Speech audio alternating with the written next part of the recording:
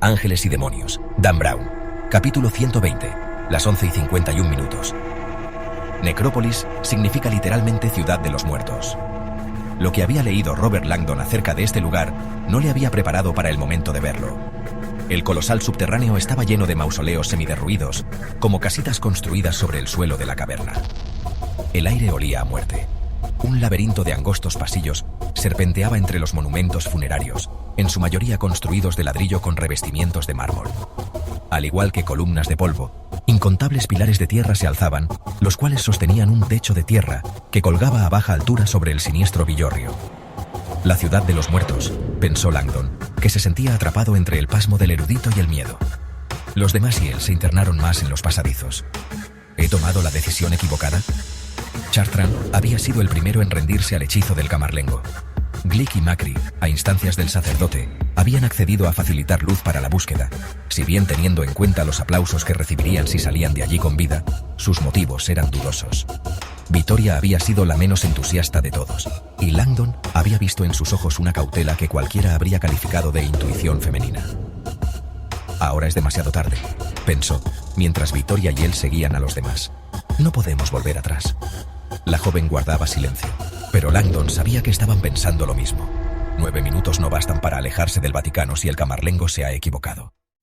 Mientras corrían entre los mausoleos, Langdon notó las piernas cansadas y reparó con sorpresa en que el grupo estaba ascendiendo una pendiente empinada. Cuando comprendió por qué, la explicación le provocó escalofríos. La topografía que pisaba era la misma de los tiempos de Cristo. Estaba corriendo sobre la colina del Vaticano original. Langdon había oído afirmar a estudiosos del Vaticano que la tumba de San Pedro estaba cerca de la cumbre de dicha colina, y siempre se había preguntado cómo lo sabían. Ahora lo entendió. La maldita colina sigue en su sitio.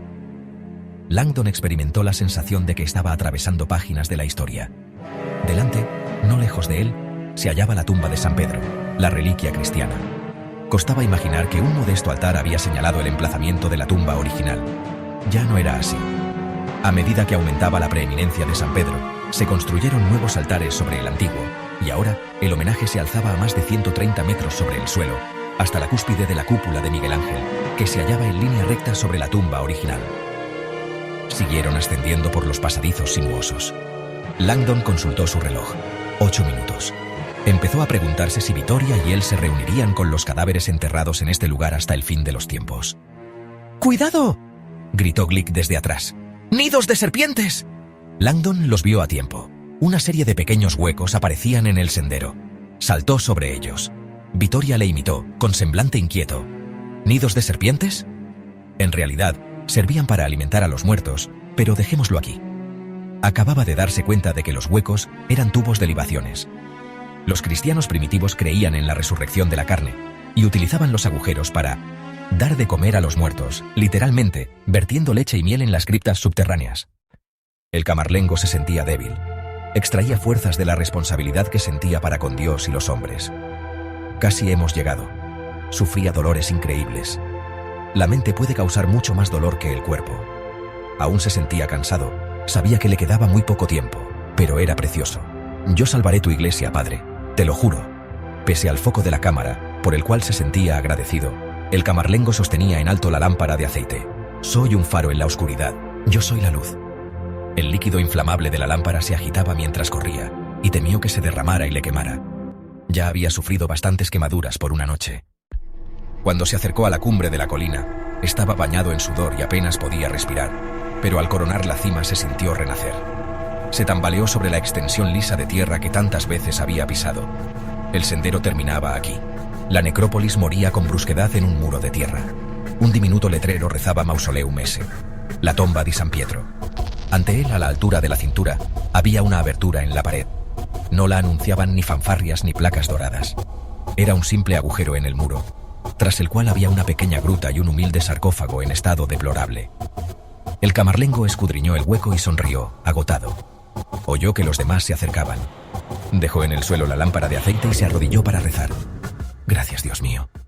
Casi hemos terminado. En la plaza, rodeado de príncipes de la iglesia pasmados, el cardenal Mortati contemplaba las pantallas de las televisiones y seguía el drama que tenía lugar en el subsuelo. Ya no sabía qué creer. ¿Todo el mundo había presenciado lo que él había visto? ¿Era cierto que Dios había hablado al camarlengo? ¿Iba la antimateria a aparecer en la tumba de San Pedro? ¡Mirad! Una exclamación ahogada se elevó de la multitud. ¡Allí! Todo el mundo señaló la cripta. ¡Es un milagro! Mortati levantó la vista. La cámara se hallaba en un ángulo inestable, pero la imagen era clara e inolvidable. Filmado desde atrás, el camarlengo se había arrodillado para rezar sobre el suelo de tierra. Delante de él había un agujero en la pared. Dentro del hueco, entre los cascotes de piedras antiguas, había un ataúd de terracota. Aunque Mortati solo había visto una vez en su vida el ataúd, sabía sin la menor duda lo que contenía: San Pietro. Mortati no era tan ingenuo como para suponer que los gritos de alegría y asombro que surgían de las masas expresaban su júbilo por haber podido ver la reliquia más sagrada de la cristiandad. La tumba de San Pedro no era lo que había impulsado a la gente a postrarse de hinojos y rezar. Era el objeto que descansaba sobre la tumba, el contenedor de antimateria. Estaba allí donde había estado todo el día, oculto en la oscuridad de la necrópolis, bruñido, inexorable, mortífero. La revelación del camarlengo era correcta. Mortati contempló maravillado el cilindro transparente. La gota de líquido todavía flotaba en su centro. La gruta se teñía de rojo mientras la pantalla del contenedor desgranaba sus últimos 5 minutos de vida. En la tumba, a pocos centímetros del contenedor, también se hallaba la cámara de seguridad inalámbrica de la Guardia Suiza, que apuntaba al contenedor y no dejaba de transmitir. Mortati se persignó, convencido de que era la imagen más aterradora que había visto en su vida. Un momento después, no obstante, comprendió que la situación iba a empeorar. El camarlengo se irguió de repente, agarró la antimateria y se volvió hacia los demás. Su expresión mostraba una concentración absoluta. Pasó entre sus acompañantes y empezó a bajar la colina. La cámara captó a Vittoria Vetra, paralizada de horror. ¿A dónde va? ¡Camarlengo! ¿No había dicho que...? ¡Tengan fe!, exclamó el sacerdote mientras se alejaba corriendo. Vittoria se volvió hacia Langdon. ¿Qué hacemos? Langdon intentó detener al camarlengo, pero Chartrand se lo impidió una vez más, como si confiara en la convicción del sacerdote. La imagen que transmitía la BBC era como un paseo en una montaña rusa. Tomas fugaces que revelaban terror y confusión, mientras el caótico cortejo corría entre las sombras hacia la entrada de la necrópolis. En la plaza, Mortati lanzó una exclamación ahogada. Estaba aterrorizado. ¿Va a subirla aquí? Las televisiones de todo el mundo mostraron cómo el sacerdote salió corriendo de la necrópolis con la antimateria en las manos. «Esta noche no habrá más muertes». Pero el camarlengo se equivocaba.